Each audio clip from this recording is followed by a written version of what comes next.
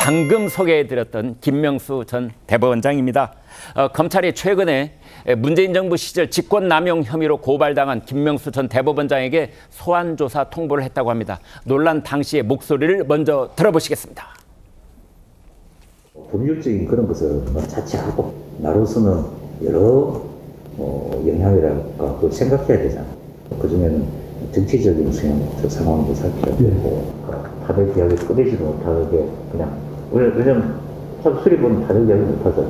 똑같고 이야기하면 지금 뭐 탄핵하자고 저래 나고 설치고 있는데 그거 내가 사적 수리했다고 하면 그냥 국회에서 무슨 이야기 듣겠냐 말이야. 그지? 두 사람 사이에 적지 않은 대화를 나누었기 때문에 제대로 기억하지 못했습니다. 임성근 부장판사님과 그리고 실망을 드린 모든 분들께 깊은 사과와 죄송하다는 말씀을 드립니다. 네, 두 사람 사이에 적지 않은 대화를 나눴기 때문에 기억하지 못했다. 제대로 기억하지 못했다. 그랬는데 홍현주 기자, 저런 말들이 이제 나중에 저것조차도 거짓말이다 이런 논란이 됐어요. 그렇습니다. 기억을 좀 되살려 드리겠습니다. 김명수 전 대법원장이 고발된 거 벌써 3년 5개월 전입니다. 2020년 5월에 민주당이 탄핵을 추진하던 임성근 당시 고법 부장판사가 건강상 이유로 사표를 냈습니다. 김 전 대법원장은 지금 민주당이 탄핵하자고 저렇게 설치고 있는데 내가 사표 수리했다고 하면 국회에서 무슨 이야기를 듣겠냔 말이야 라면서 거부를 했거든요. 이런 사실이 알려지자 김 전 대법원장은 사실과 다르다는 취지의 답변서를 국회에 보냈는데 알고 보니 임 부장판사가 대화 녹음 파일을 가지고 있었죠. 그걸 공개하자 거짓말 논란이 불거진 바 있었습니다. 이에 국민의힘은 임 판사의 사표 수리를 안 받아서 직권을 남용하고 국회에 가짜 답변서, 그러니까 허위 공문서를 작성해 제출한 혐의로 2021년 2월 김 전 대법원장을 고발했습니다. 문재인 정부 시설 검찰 수사는 사실 좀 형식적인 내용에 그쳤습니다. 서면 조사에 그친 건데요. 그런데 정권이 바뀌고 이제 지난해 7월 김인겸 당시 법원행정처 차장을 피의자로 입건해서 소환 조사하는 등 속도를 냈습니다. 그리고 이제 다음 달 김명수 전 대법원장 소환 조사를 조율하고 있다는 내용이 오늘 보도가 된 겁니다. 네, 자 지금부터는 이고은 변호사와 함께하겠습니다.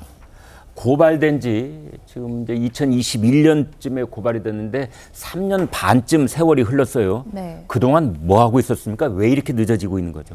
그렇습니다. 어제 이제 공개된 게 아마 다음 달 중에 이제 소환조사, 피고발인 신분으로 소환조사 예정이다라는 것이 나오고 있는데요. 네. 사실 통상 일반인들 같은 경우에는요, 고소고발 사건이요, 소환조사까지가 아니라 검찰에서 처분을 결정하기까지 통상 3개월 안에 처리하도록 검찰 내부 지침이 있습니다. 네. 네, 3개월을 초과하는 경우에 장기 미제 사건으로 분류가 되어서 결재선도 더 높아지고요. 또 여러 가지 이제 장기 미제는 좀 빠르게 처리하라는 독려를 받습니다.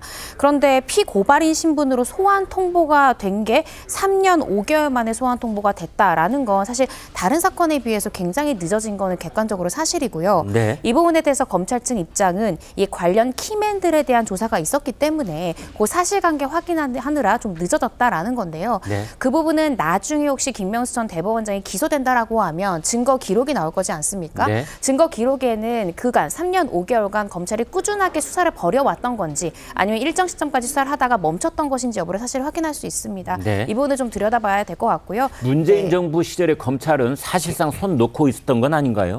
그런지 아닌지도 이 증거 기록이 예를 들어서 기소가 되면 다 공개되지 않습니까? 네. 그렇게 되면 이 증거 목록상 이 증거 기록의 수사 시점들이 다 확인할 수가 있습니다. 그렇군요. 네. 그래서 어느 일정 시점까지만 어떤 참고인에 대한 조사라든지 아니면 어떤 수사 보고서라든지 그게 일정 시점부터 중단됐다고 하면 그 부분에 대한 사실 확인이 될 것 같습니다. 네.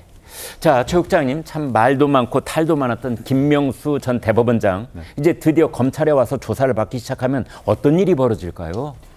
글쎄요, 지금 현재 문제가 된 것 있잖아요. 네. 임성근 전 부장판사의 사표를 받지 않은 부분과 거짓말, 네. 뭐 이런 부분입니다. 그 외에도 김명수 전 대법원장의 갖고 있는 여러 가지 의혹들이 있습니다. 네. 뭐 공관에서 딸 과 관련한 맞습니다. 무슨 뭐 연회를 뭐 베풀었다든가 뭐 이런 네. 거 많은데 그런 부분은 대략 지금 이제 다 거둬들인 것 같고 예. 지금 남은 게 이제 임성근 전 부장판사 관련이거든요. 네. 그래서 이 부분을 이제 그 집중적으로 조사를 받겠죠. 네. 근데 이제 3년 5개월씩이나 이렇게 된 거는 뭐 아시다시피 이제 현직 대법원장으로서 작년 9월에 임기가 끝났어요. 네. 아마 현직 대법원장을 소환하기가 현실적으로 어렵지 않았나 하는 판단이 있었던 것으로 보이고. 네. 근데 그걸 감안해도 지금 이제 거의 퇴임한 지 1년이 다 돼 가는데 이제서야 그 소환을 하느냐 뭐 이 부분에 대한 지적도 검찰이 피할 수가 없을 것으로 보입니다. 네.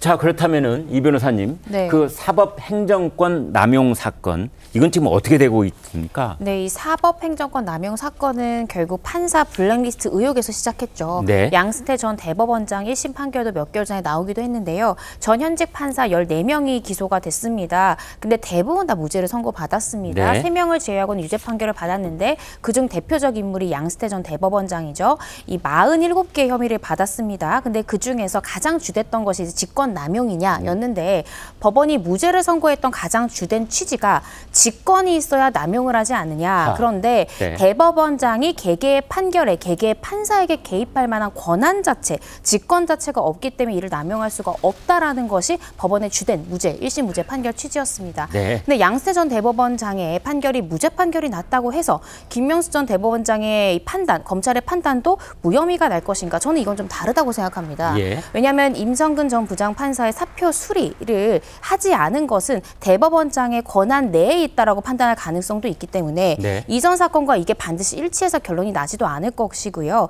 이 부분은 조금 더 지켜봐야 될 것 같고 또 이 사표를 거부했던 사표 수리를 하지 않았던 데에 대해서 이 김 전 대법원장에게 정당한 이유가 있었는지 네. 이 부분은 검찰은 좀 집중적으로 들여다볼 것 같습니다. 국회에 그 거짓이 들어있는 답변서를 보낸 건 어떻게 되는 건가요? 사실 그 부분에 대해서는 그렇게 답변서를 내고 하루 만에 사실 임성근 전 부장판사가 자신의 변호인을 통해서 녹취록 1분짜리 녹취록 공개하지 않았습니까? 녹취록이 없었다면 답변서 그대로 가는 것이죠. 그렇죠. 맞습니다. 네. 근데 객관적 물증이랑은 분명히 배치되는 것이기 때문에 왜 이런 답변서를 제출했는지 사실 기억나지 않는다는 것과 그런 적이 없다는 건 전 다르다고 생각합니다. 네. 그래서 위증죄를 수사할 때도 모르면 모른다고 답해야 되는 것이지 그렇지 않았다라고 답변하면 위증이 될 수 있다라고 법관들도 분명히 이야기를 하거든요. 네. 그래서 답변서에서 단정적으로 그런 적이 없다라고 답변을 했던 것인지 기억이 없다라고 했던 것인지 그런 부분들을 한번 철저히 봐야 될 것 같습니다.